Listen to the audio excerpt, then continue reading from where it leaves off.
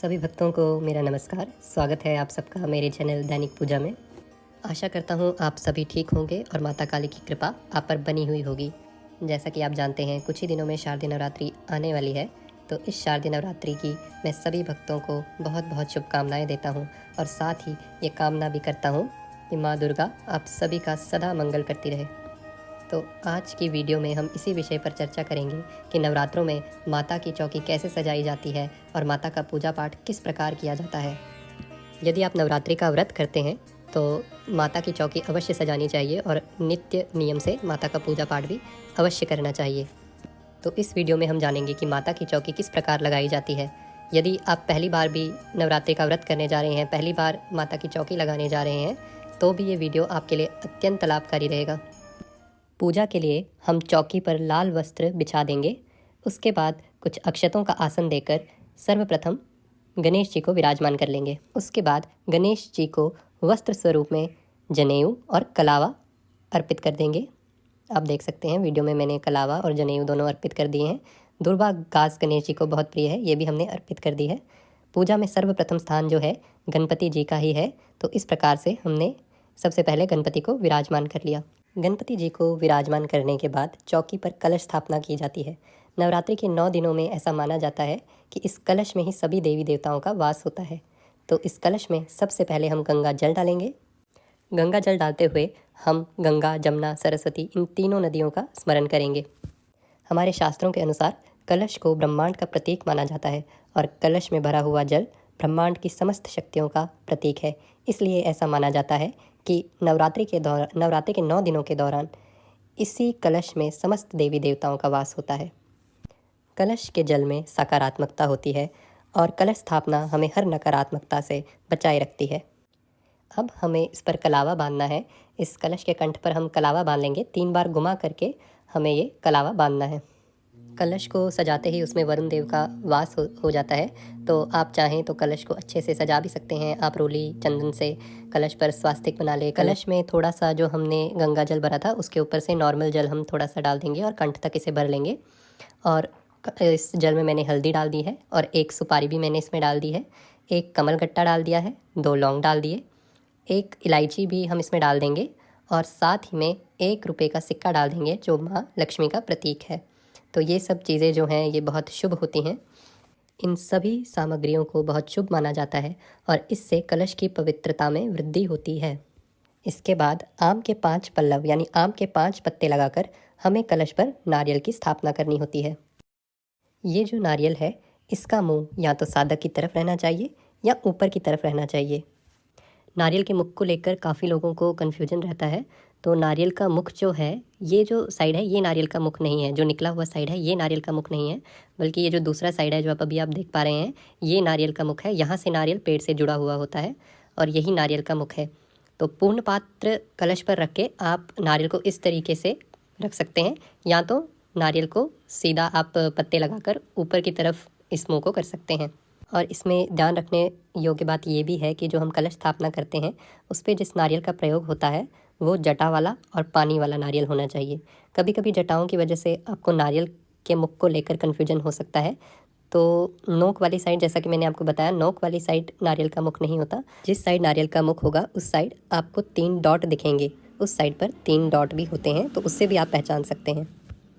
मैं कलश में जो नारियल रखता हूँ वो बिना पूर्ण पात्र के रखता हूँ। पूर्ण पात्र में बस इतना डिफरेंस है, पूर्ण पात्र में आपको एक कलश के लिए ढक्कन लेना होगा जिसमें आप अक्षत भर देंगे और उसके ऊपर नारियल रखेंगे। बिल्कुल आप अपनी नारियल के मुख को अपनी साइड करके रखेंगे, यानी साधक के तरफ नारियल का मुंह रहेगा। इसके बाद आप नारियल पर चुनरी लपेट दें और उसके ऊपर से कलावा 3 बार घुमा करके आप बांध लें। आप चाहें तो अपनी इच्छा अनुसार इस नारियल में दक्षिणा भी डाल सकते हैं। तो अब कलश में मैंने एक फूल भी डाल दिया है और अब जो है हम इस पर आम के 5 पत्ते लगाएंगे। आप 5, 7 या 11 की संख्या में भी ये पत्ते ले सकते हैं। और यदि आपको आम के पत्ते नहीं मिल पाते तो इसके बदले में आप अशोक के भी इन्हीं संख्याओं में पत्ते ले सकते हैं। आम या अशोक के पत्ते लगाए जाते हैं कलश में, तो मैंने यहाँ पर आम के पत्ते ले लिए हैं। पत्तों में आप ये ध्यान रखें कि पत्ते जो हों वो ज़्यादा आप नए पत्ते ना लेकर आ जाएं। जैसा कि आप देख सकते हैं मैंने जो पत्ते लगाए हैं यहाँ पर ये पुराने पत्ते हैं।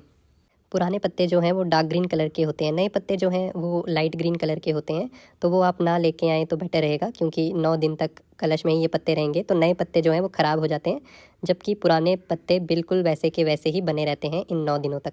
तो जैसा कि आप देख सकते हैं, पत्ते लगाने के बाद मैंने कलश में नारियल भी डाल दिया है और नारियल के मुख को ऊपर की तरफ कर लिया है। तो अब जो है हम कलश स्थापना करने वाले हैं। अच्छा, कलश स्थापना में एक बात ये भी है कि जब आप कलश में जल जो डालते हैं तो पहले गंगा जल डालना होता है, फिर नॉर्मल जल डालना होता है। ऐसा नहीं है कि पहले आप नॉर्मल जल डालें उसके बाद गंगा जल, ऐसा नहीं करना है। पहले हम गंगा जल डालेंगे, गंगा, यमुना और सरस्वती का स्मरण करते हुए, उसके बाद नॉर्मल जल डालेंगे। तो अभी आप देख सकते हैं, मैंने जैसे गणपति जी को अक्षत का आसन दिया था, वैसे ही यहाँ पर भी अक्षत का आसन देके कलश को विराजमान कर लिया है, वरुण देव को विराजमान कर लिया है।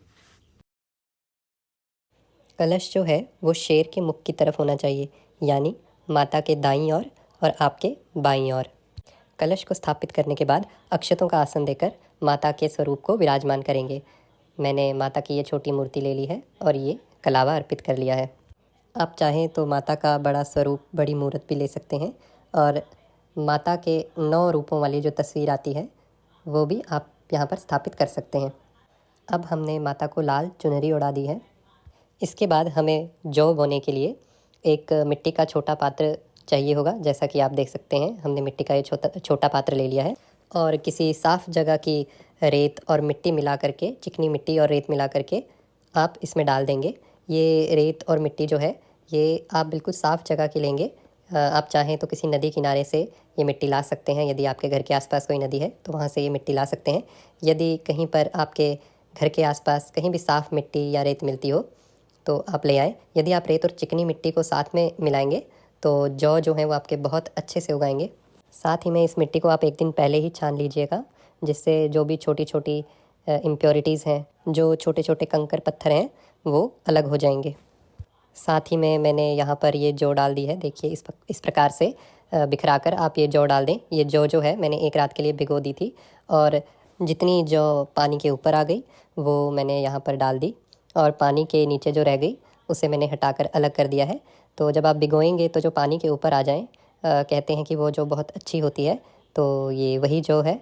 और इस प्रकार से मैंने बिखरा दी और इसके ऊपर से फिर से आपने पतली लेयर जो है मिट्टी की डाल देनी है।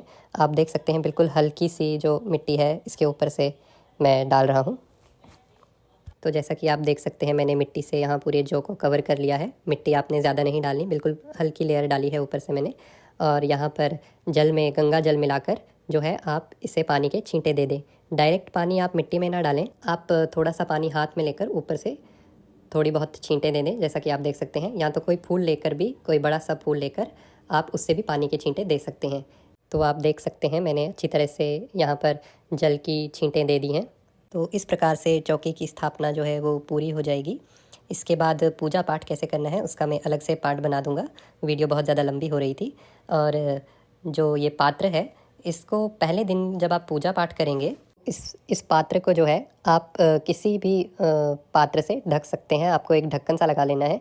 इसके लिए आप कोई बर्तन या फिर थाली भी आप यूज़ कर सकते हैं। मैं तो वैसे पतीला यूज़ करता हूँ, क्योंकि उससे जो है जौ दबते नहीं हैं, बिल्कुल अच्छे से उगाते हैं। क्योंकि 3 दिन बाद ही आपने वो, नवरात्रि के तीसरे दिन आपने वो बर्तन उठाना है।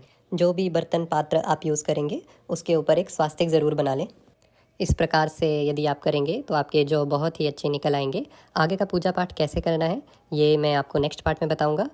यदि वीडियो पसंद आई हो तो वीडियो को लाइक, शेयर और चैनल को सब्सक्राइब ज़रूर कर दीजिएगा। कमेंट बॉक्स में अपनी राय देना ना भूलें। तब तक के लिए जय माँ काली।